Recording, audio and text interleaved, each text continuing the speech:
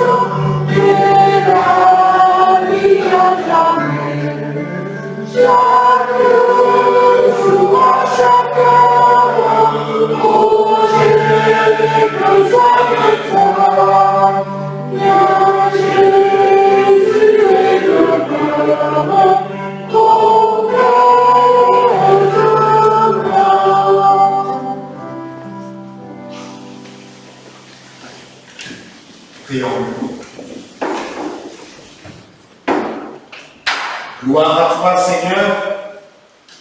Non seulement tu es majestueux, mais ta grandeur s'est surtout révélée dans ton abaissement jusqu'à nous. Toi qui es le Dieu Tout-Puissant, Roi des rois, Seigneur des seigneurs, mais tu as voulu quitter ton palais céleste et venir partager notre humanité. Tu nous relèves de la boue et de la poussière pour avoir une place dans l'assemblée des saints autour de la table du Père. Tu ne nous appelles plus esclaves parce que l'esclave ne sait pas ce que fait son maître.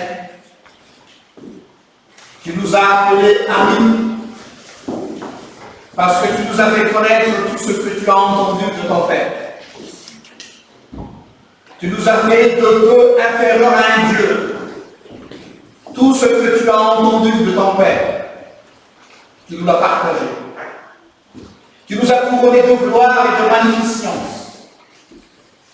Tu es descendu jusqu'au séjour des morts et tu nous as réveillés ensemble, fait asseoir ensemble dans les lieux célestes en Jésus-Christ. Apprends-nous à oser quitter nos zones de confort pour relever ceux et celles qui sont encore éloignés de toi, engloutis dans les ténèbres. Tu nous invites à nous offrir nous-mêmes en sacrifice vivant. Apprends-nous à ne pas avoir peur d'assumer des pertes. Mais ce qui était pour nous un gain, nous la considérons comme une perte à cause de toi, Jésus. Nous considérons tout comme une perte à cause de la supériorité, de la connaissance de Jésus-Christ notre Seigneur. Et à cause de toi, nous avons accepté de tout perdre. Et nous considérons tout comme des ordures afin de gagner le Christ. Alors fais mourir en nous le moi pour que nous puissions donner une place à l'autre. Et comme la semence qui doit mourir en terre et portant des récoltes par la suite, nous assumons et te remercions de cette belle mort afin qu'elle donne des vies en abondance. Amen. En effet, comme dit l'apôtre Jean, beaucoup d'imposteurs sont sortis dans le monde qui ne reconnaissent pas Jésus-Christ venant en chair. Voilà l'imposteur et l'antichrist. Prenez garde à vous-même, dit l'apôtre Jean. Il est difficile pour la mentalité humaine d'accepter que le Christ est venu dans une chair humaine. Et si nous avons encore du mal à accepter, il est important de demander son pardon. Vous avez reçu le papier. Pardon, Seigneur, pardon. Nous allons chanter avant la prière.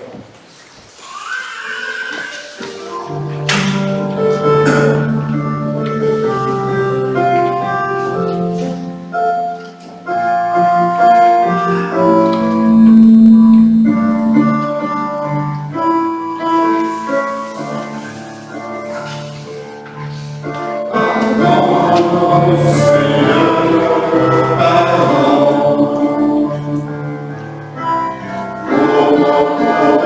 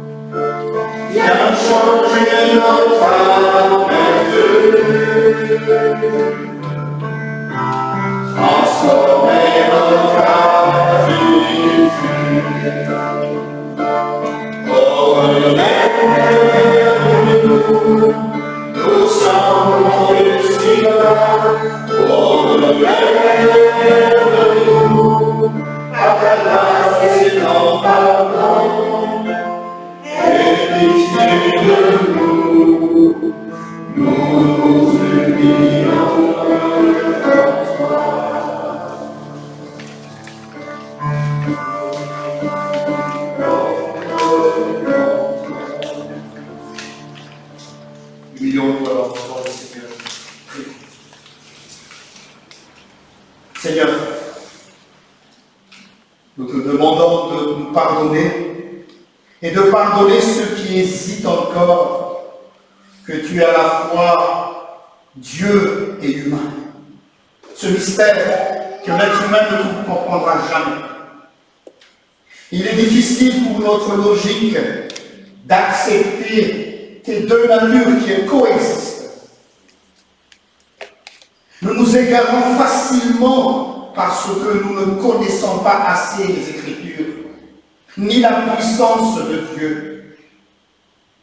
Nous avons du mal à comprendre et à accepter qu'un Dieu si puissant que tu aies pu souffrir et mourir. Nous croyons te connaître, mais très souvent nous avons une fausse idée et une mauvaise connaissance de toi.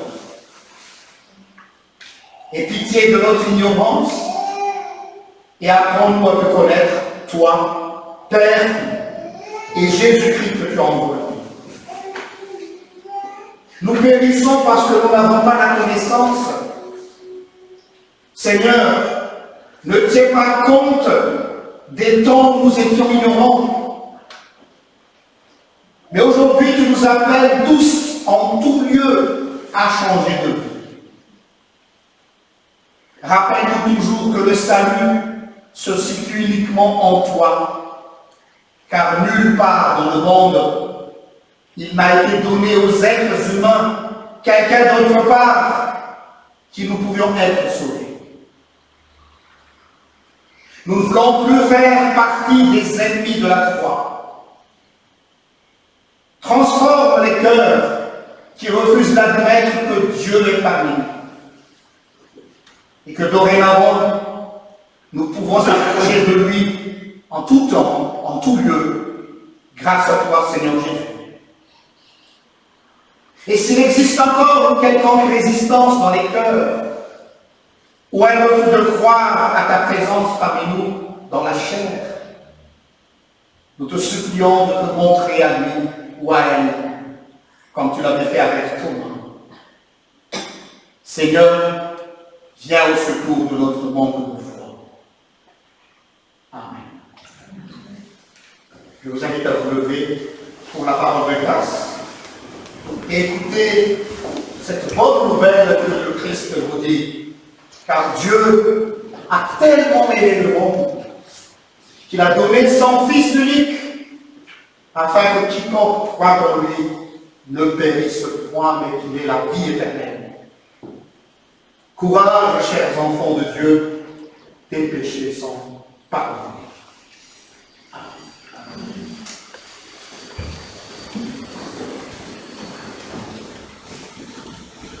Nous arrivons à la partie prière libre, accompagné par le Père au piano, tout doucement, sentez-vous libre à prier, à participer dans ce moment où vous allez exprimer votre louange vers l'Éternel qui est présent parmi nous dans ce lieu.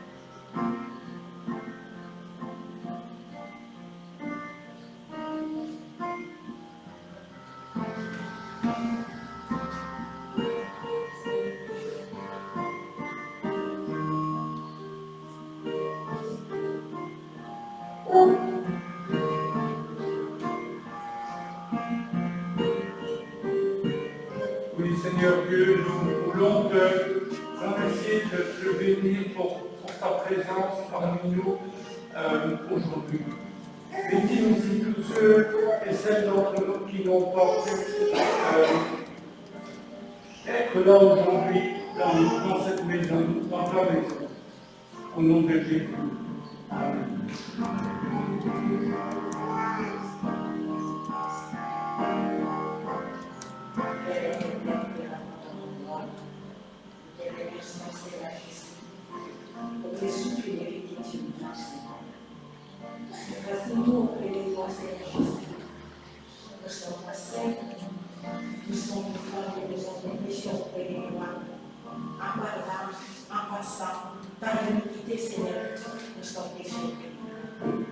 C'est toi qui enlèves tous les péchés, donnez-nous l'attitude de notre humilité auprès de toi, Seigneur Jésus. Parce que toi, l'humilité possède la gloire, Seigneur Jésus. Allez te désobéir auprès de nous, Seigneur. Tu es là pour nous pardonner. Tu es là pour nous sanctifier. Tu es là pour nous adresser auprès de toi, Seigneur Jésus. Merci, Seigneur.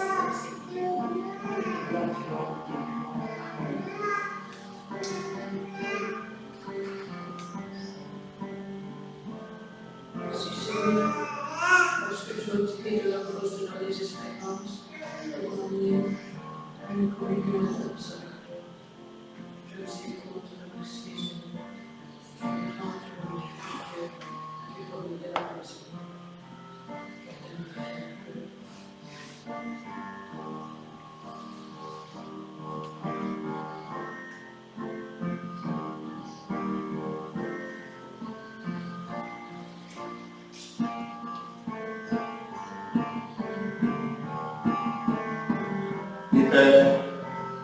Avec tous les anges, les d'anges, tous les saints qui sont autour de toi en ce moment dans la salle du trône. Nous prosternons devant toi, toi qui es le roi des rois, le Seigneur des seigneurs. Ta grandeur n'est pas seulement dans ton nom, mais surtout dans ton abaissement. Enlève tout orgueil dans les cœurs des humains. L'être humain qui se croit supérieur à tout le monde, mais qui n'est rien du tout, n'est que poussière. Tu nous as donné l'exemple, toi qui es Dieu, qui a existé depuis toujours. Tu es venu jusqu'à nous pour nous relever et nous mettre à côté de toi, là où tu sièges. Seigneur, nous te louons pour cela et apprends-nous toujours à être humbles comme toi. Amen.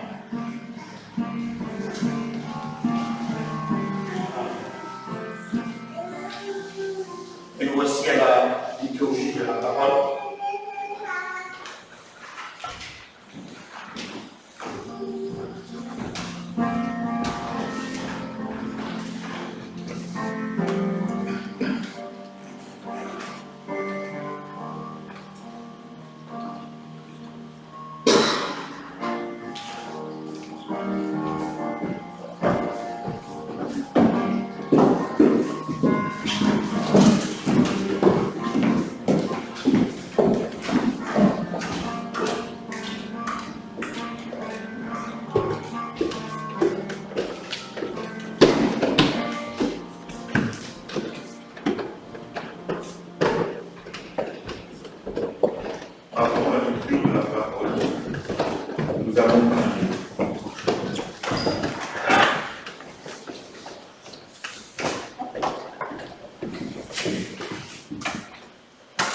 Seigneur, avec confiance, nous nous rassemblons autour de ta parole. Avec humilité, nous te demandons l'assistance de l'Esprit Saint.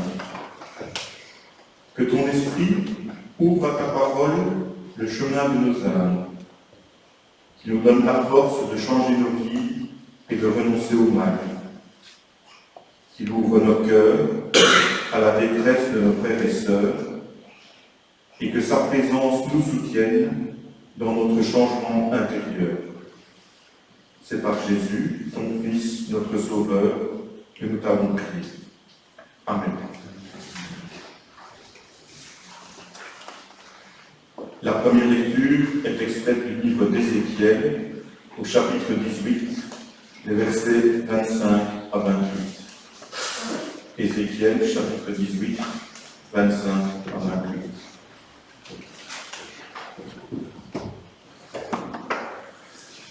Vous dites, le Seigneur va trop loin. Écoutez-moi bien, vous les Israélites. Est-ce moi qui vais trop loin? N'est-ce pas plutôt vous qui passez les bornes? Si un homme juste renonce à se conduire bien, agit mal et meurt, il meurt à cause du mal qu'il a fait. Si au contraire, un méchant renonce à sa mauvaise conduite et se met à agir de manière juste et honnête, il sauve sa vie. Il peut continuer à vivre puisqu'il s'est rendu compte de ses mauvaises actions et y a renoncé. Il n'y a plus de raison qu'il meure.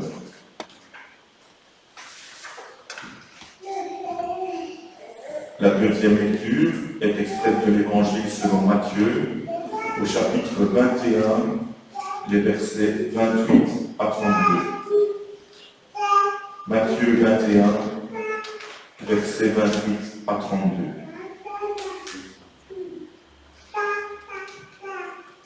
Que pensez-vous de ceci? Ajouta Jésus. Un homme avait 2 fils. Il s'adressa au premier et lui dit, « Mon enfant, va travailler aujourd'hui dans la vigne. » « Non, je ne veux pas, répondit-il. Mais plus tard, il changea d'idée et se rendit à la vigne. Le père adressa la même demande à l'autre fils. Celui-ci lui répondit, « Oui, père, j'y vais. » Mais il n'y alla pas. Lequel des deux a fait la volonté de son père? Le premier, répondirent-ils.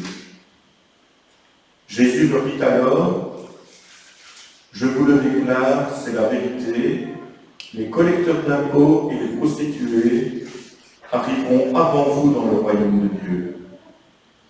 Car Jean-Baptiste est venu à vous en vous montrant le juste chemin, et vous ne l'avez pas cru. Mais les collecteurs d'impôts et les prostituées l'ont cru. Et même après avoir vu cela, vous n'avez pas changé intérieurement pour croire en lui. » Amen.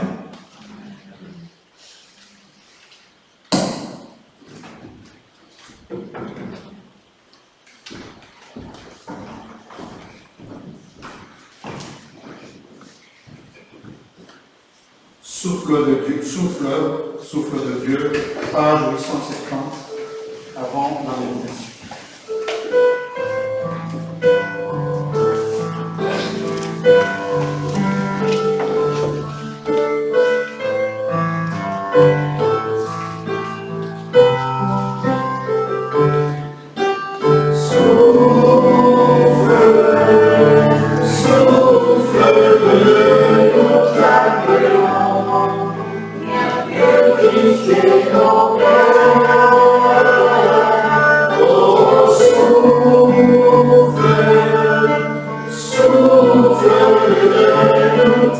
Alleluia.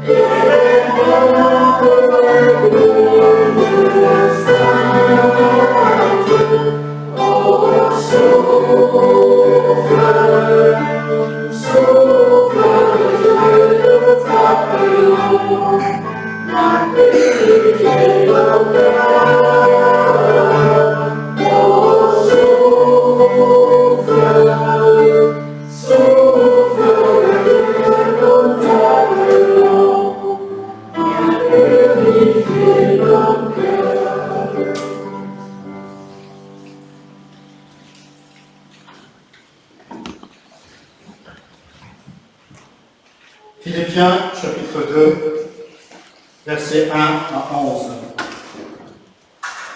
Philippiens chapitre 2, versets 1 à 11. L'humilité et la grandeur de Christ. Au nom de Jésus. Votre foi au Christ vous rend-elle plus fort? Son amour vous encourage-t-il?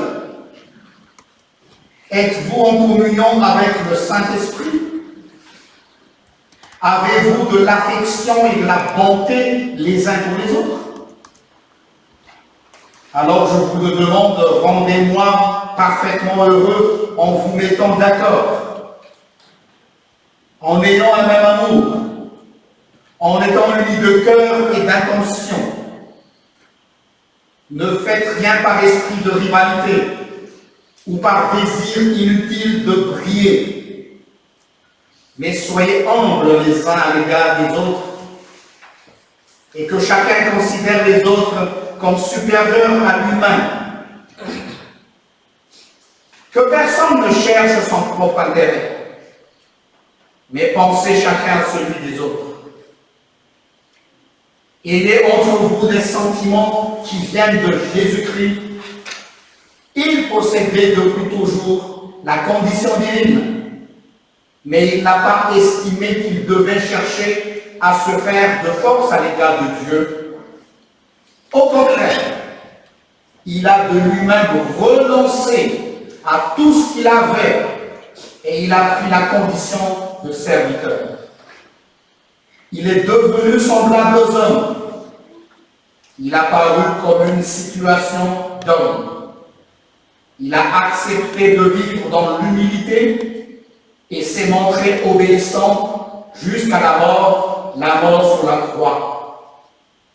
C'est pourquoi Dieu l'a élevé à la plus haute place et lui a donné le nom qui est le plus important que tout autre nom, afin que par respect pour le nom de Jésus, tous les êtres qui se trouvent dans les cieux, sur la terre et sous la terre se mettent à genoux et que tous proclament que Jésus-Christ est le Seigneur, à la gloire de Dieu le Père. Amen. Comme vous le savez tous, dans notre paroisse, nous suivons le lectionnaire œcuménique. Ce qui est prévu pour aujourd'hui dans le lectionnaire change un peu. Il y a deux textes proposés par le lectionnaire pour la seconde lecture. La première, celle de Philippiens chapitre 2, versets 1 à 5. Et la deuxième lecture, Philippiens chapitre 2, versets 1 à 11. Vous avez compris, l'autre est plus courte, l'autre est plus longue.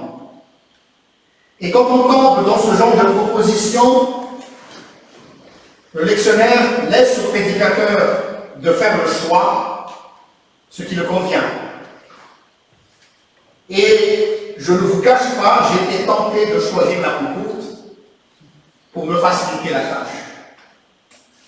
Mais quand je me suis lancé dans la préparation et la lecture plus approfondie, je me suis rendu compte qu'il me fallait absolument se rabattre sur la plus longue, car elle est plus complète, et surtout, dans la première, personnellement dans ma lecture, on s'orienterait trop facilement vers vers un discours moral, moralisateur.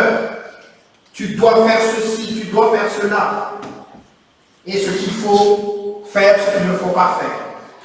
Tandis que dans la plus longue, j'avais dit qu'elle est plus complète, car l'auteur nous invite d'abord à fixer le regard sur le Christ là-bas. Qui est le Christ? Comment il s'est comporté? Et après, réfléchir ce que nous allons faire par la suite. Donc vous voyez, il y a quand même une grosse différence.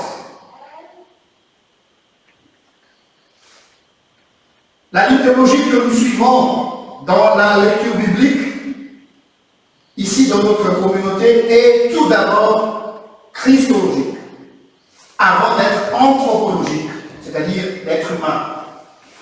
Regard vers le Christ, non pas vers l'homme, puisque si on commence à regarder l'homme, nous ne pourrons jamais voir le Christ. C'est-à-dire, ce qui nous intéresse en premier, c'est de savoir ce que Dieu a fait, ou ce que le Christ a fait pour nous, et par la suite de savoir qu'est-ce que je vais faire alors pour lui en retour. Ceux qui ont suivi la prédication du dimanche passé, la grande ligne de la méditation de la semaine passée, mettait en exergue que grâce à Christ, l'humain, rappelez-vous ceux qui suivaient la prédication, dorénavant nous pouvons côtoyer le divin. On avait dit que le ciel rejoint la terre, etc., etc. Alors, le texte que nous avons aujourd'hui entre un peu plus en profondeur sur la façon dont comment cela va se réaliser. Comment l'humain peut côtoyer le divin. Nous avons dit la fois passée que le ciel s'est penché vers la terre. Et ici, concrètement, Paul explique que non seulement le ciel s'est penché, mais encore plus grave, le Fils de Dieu s'est vidé de sa substance divine. Le Fils de Dieu s'est vidé de lui-même en se faisant vraiment esclave. C'est plus grave à entendre. Est-ce que vous imaginez l'ampleur et la gravité de cette phrase de Paul? Je reprends au verset 7. Le Fils de Dieu s'est vidé de lui-même en se faisant vraiment esclave. Et je préfère ce mot esclave que serviteur, parce que l'esclave en grec, le doulos, celui qui a perdu tous ses droits. Est-ce que cette phrase ne vous choque-t-il pas? Ou est-ce que parce que vous êtes déjà acquis à la cause chrétienne, que cette phrase passe facilement dans vos oreilles? Mais honnêtement et objectivement, c'est assez déstabilisant d'entendre cela. D'entendre qu'un Dieu puisse se vider de lui-même. En principe, dans toutes les différentes légendes de religion, on racontait dans les guerres que chaque royaume, chaque nation voulait renforcer la force de leur Dieu. Tout le monde voulait mettre leur Dieu au plus haut de tous les autres dieux. Mon Dieu est le plus fort que votre Dieu. Or, le nôtre, il fait le contraire. Il s'est vidé. Je tiens à signaler qu'il faut manier avec beaucoup de délicatesse ce texte de Paul pour ne pas tomber, bien sûr, dans une erreur grave. Si Paul dit « il s'est vidé », la question qui s'impose est la suivante. Il s'est vidé de quoi? Et si nous lisons les versets 6 et 7, il semble que Jésus, je dis bien il semble que Jésus, aurait abandonné ou laissé son titre de Dieu qui lui faisait égal au Père. s'il se dit qu'il s'est abaissé. Et là, le danger dans cette ligne d'idées, c'est pour cela que les témoins de Jéhovah auraient raison que finalement Jésus n'a pas la même substance que le Père. Autrement dit, quand on fait un débat avec un témoin de Jéhovah, au départ ils te disent Jésus n'est pas Dieu, mais quand ils sont à bout d'argumentation, ils acceptent quand même que Jésus est Dieu, mais pas au même niveau que le Père, un peu plus bas que le Père. Et c'est encore une hérésie. Et si cette phrase de Paul est encore mal comprise, nous pourrions aller aussi dans la compréhension des musulmans sur le Christ.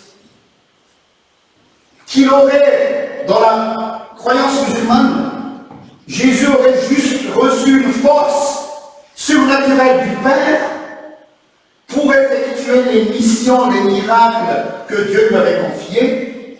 Et une fois qu'il a accompli tous les miracles que Dieu lui a demandé de faire, Dieu a enlevé son esprit et il est redevenu être humain. C'est pour cela qu'il a été crucifié à la croix. Voilà la lecture musulmane sur la mort de Christ. Et donc celui qui était crucifié et mort à la croix ne serait qu'un être humain, mais plus un Dieu. Parce qu'un Dieu ne peut pas mourir. C'est logique. Et c'est là que ça montre toute la complexité de ce mystère de la croix, chers amis. C'est pour cela que la croix est scandale pour le monde. Pourquoi j'évoque ces différents points de vue? C'est pour nous faire vraiment réfléchir sur le mystère et à la fois la richesse de l'incarnation du Christ. Quoi qu'il en soit, objectivement parlant, il y aura toujours une question très importante qui se met en valeur dans ce débat. Jusqu'où se limite la kénose, c'est-à-dire le Christ qui s'est vidé? Jusqu'où le Christ est allé? Je vous dis, le Christ est allé vers la limite qu'on ne peut accepter. Je me rappelle encore un grand débat que nous avons eu quand j'étais encore étudiant au séminaire pastoral. Et j'avais lancé une discussion avec mon prof de dogmatique. Quand Jésus a été crucifié et qu'il mourait à la croix, j'ai posé la question, quelle partie de lui qui est mort, cher prof? Est-ce l'être humain qui était là, qui a agonisé? Alors si c'est le cas, alors on séparerait les deux natures du Christ, humain et divin, ce qui est impensable. Pourquoi je dis cela? Parce que si seulement sa nature humaine qui était morte, alors on peut imaginer que sa nature divine pouvait lui donner un coup de main pour supporter la douleur. Vous imaginez? Ou bien encore plus grave, le Christ n'aurait pas vraiment souffert à la croix, il aurait fait semblant de crier. Il vous dit, aïe, mais il n'avait même pas plus mal. Puisque c'est juste l'humain qui a souffert, et le côté divin, alors, qu'est-ce qui s'est passé en ce moment?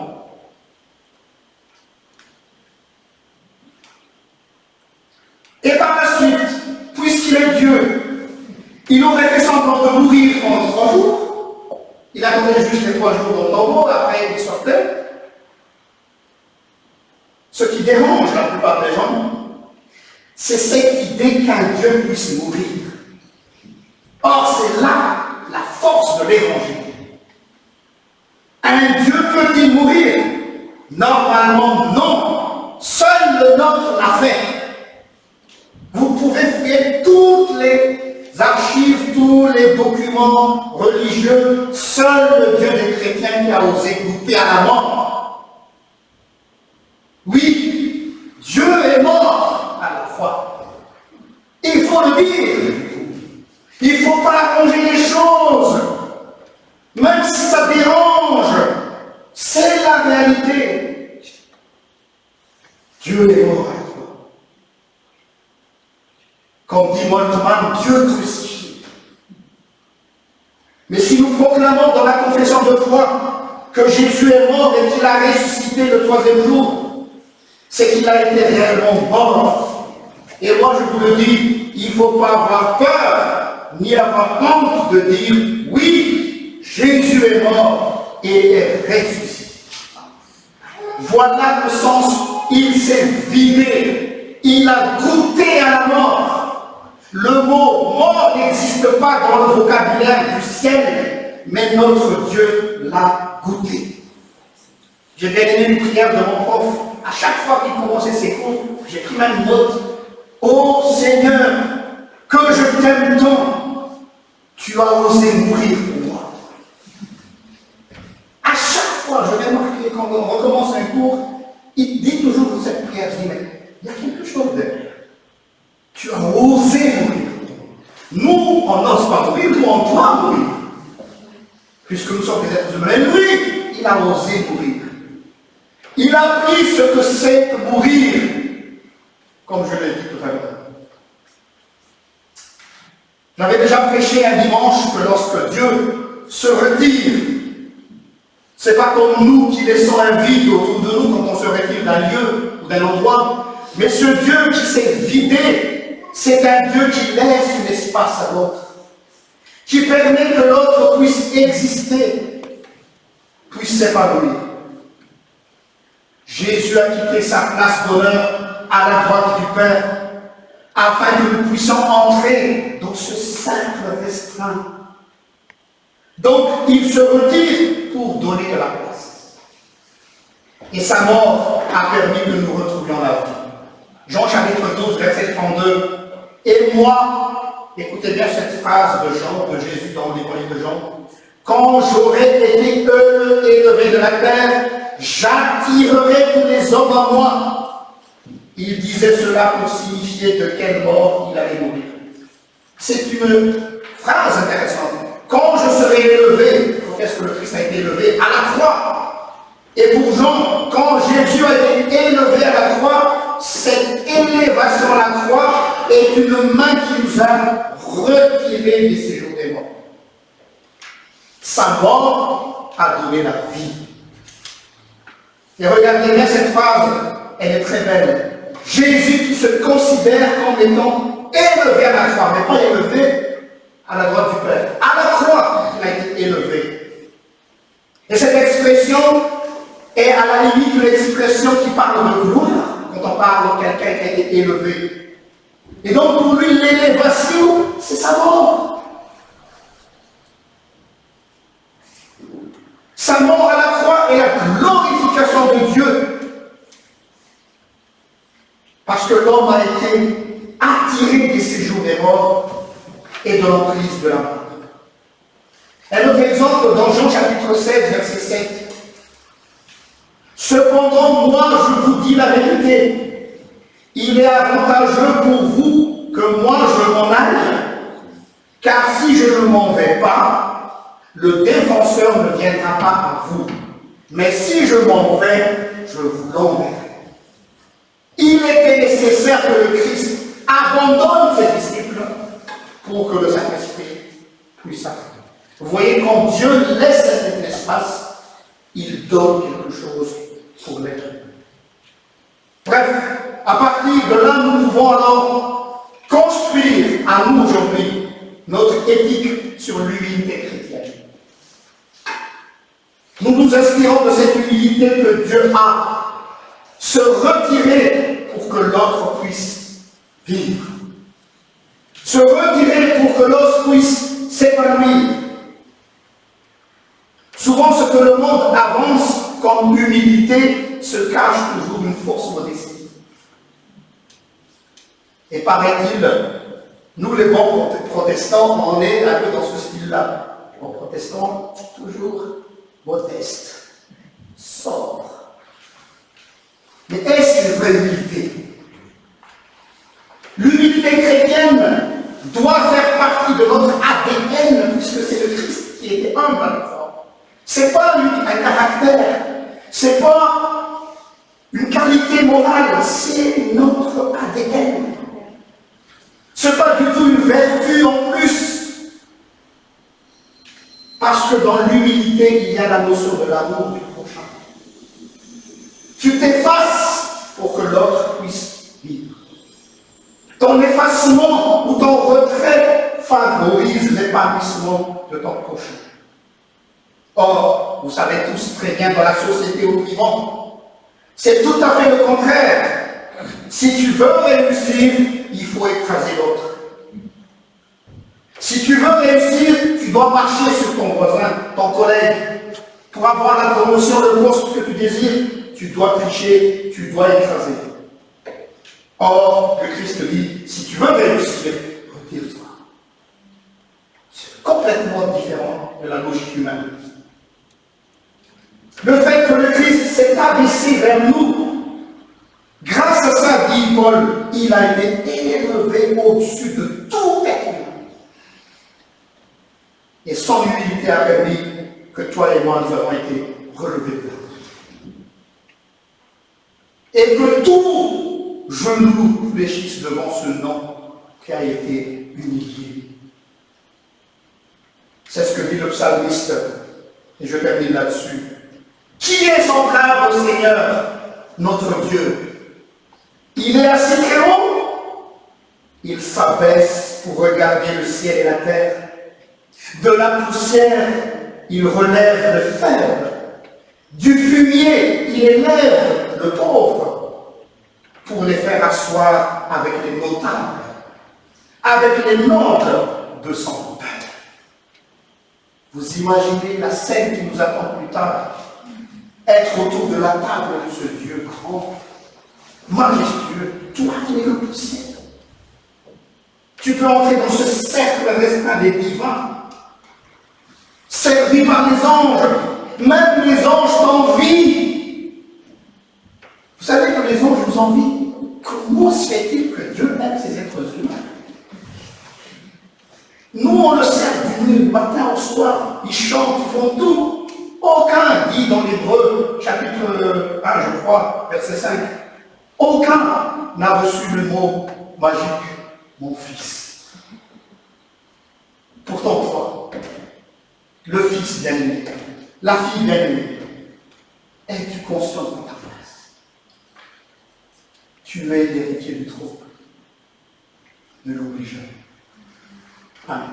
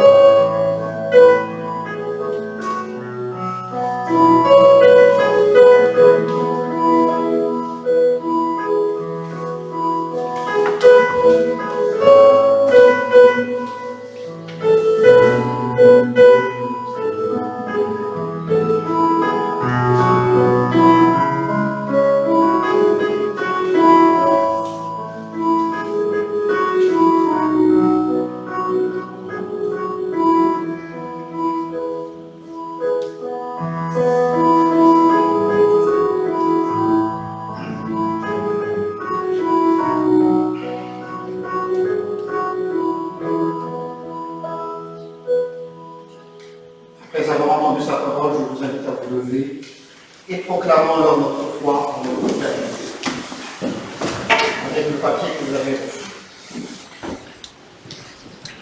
Nous croyons que Dieu est le Créateur des cieux et de la terre.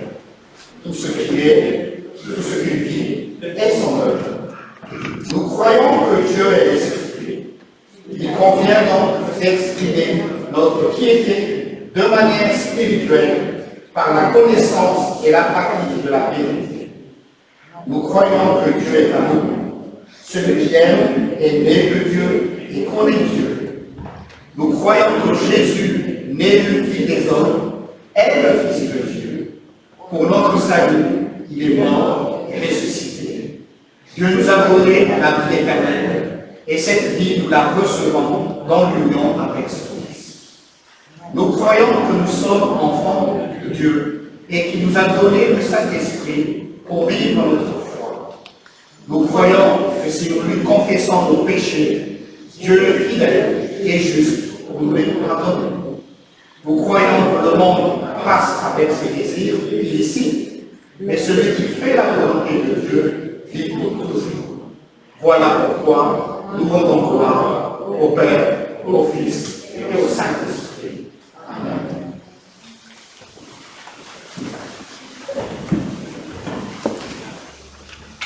Et nous voici à la prière pour l'offrande. Rappelez-vous, à la sortie, il y aura une boîte pour nos offrandes pour les Je vous invite à la prière. Seigneur, nous allons rassembler avec joie notre offrande pour toi. C'est le fruit de notre travail quotidien que nous te donnons. Veuille bénir cette offrande pour qu'elle serve à te glorifier, à montrer ta splendeur et ton amour dans la simplicité d'un geste, d'une parole.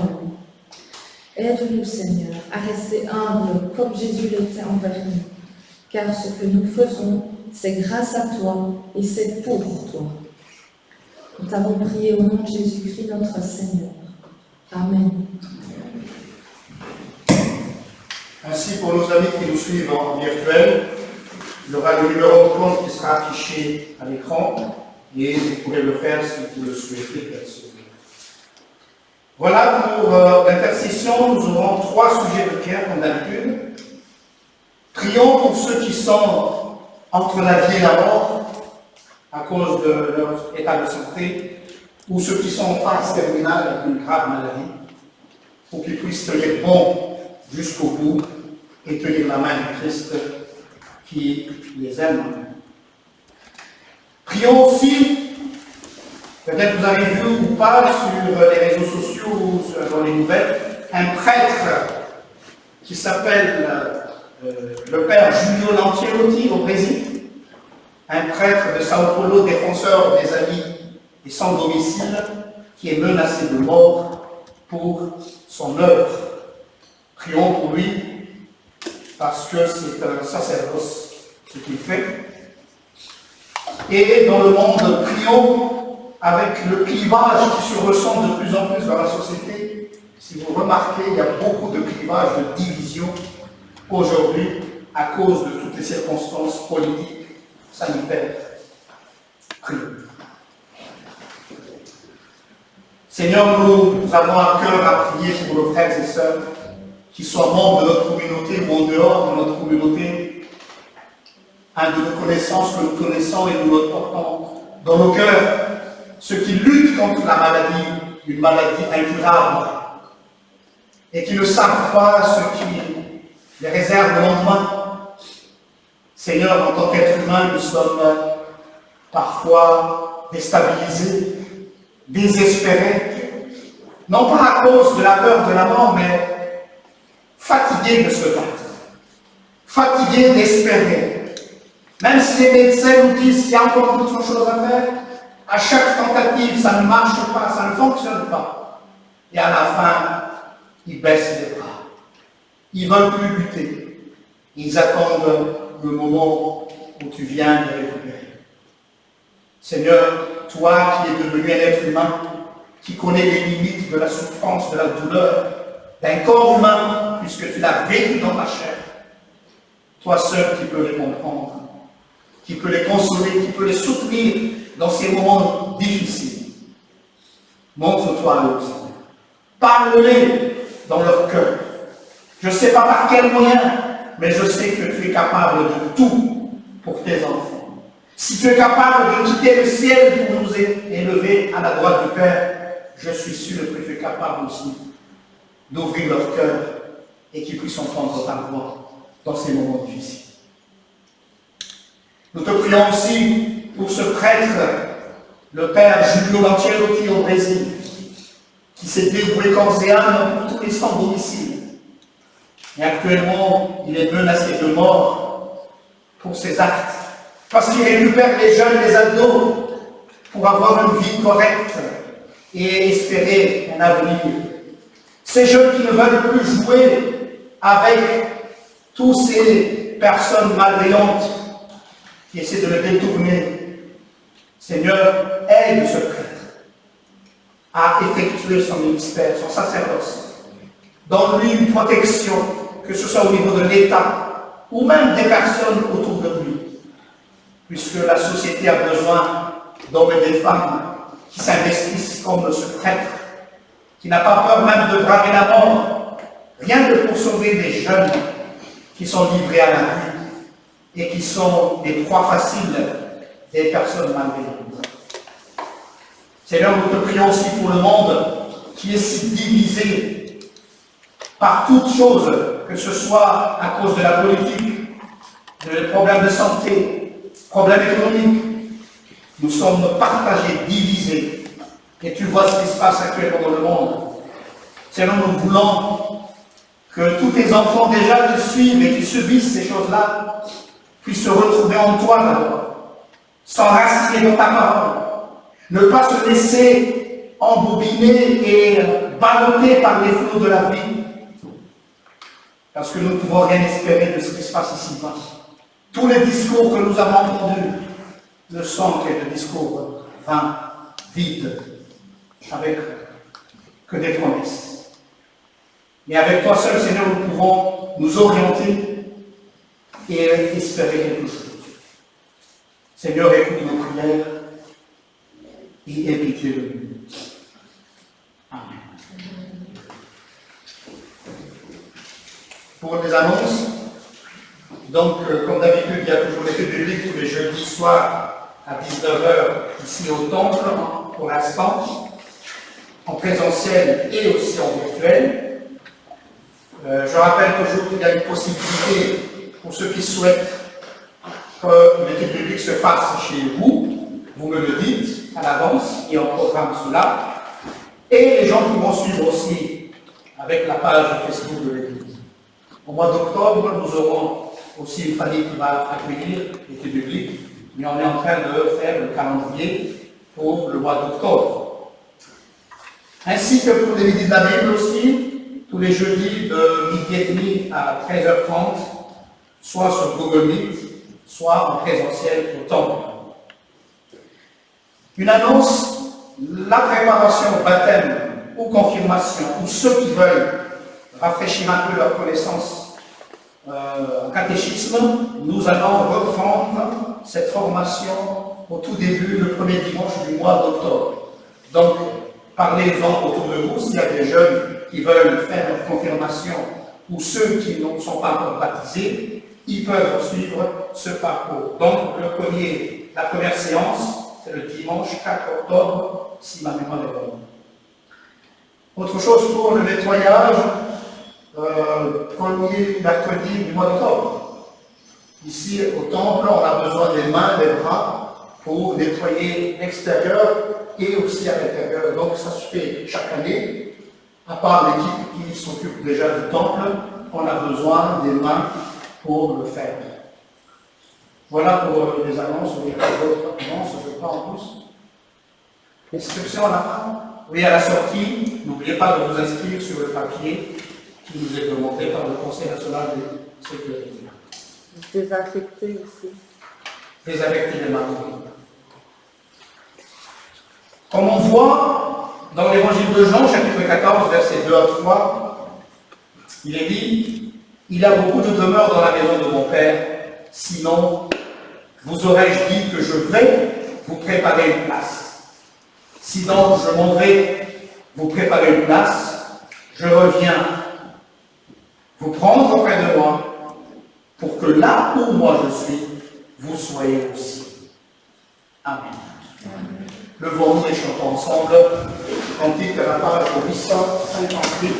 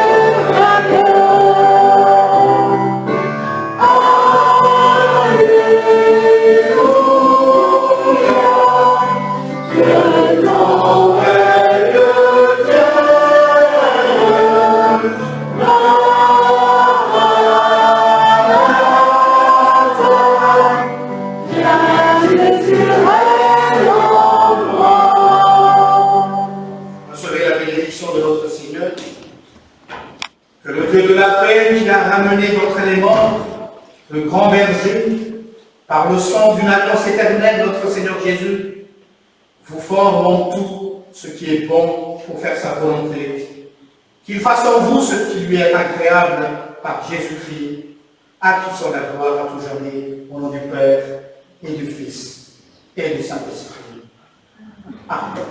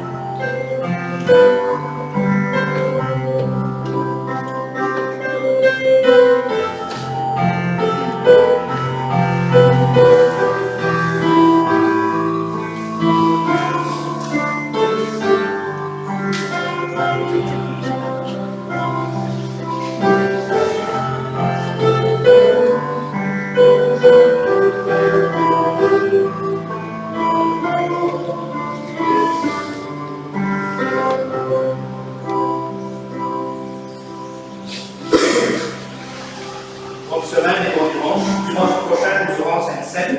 Tous les 2 semaines, comme vous savez.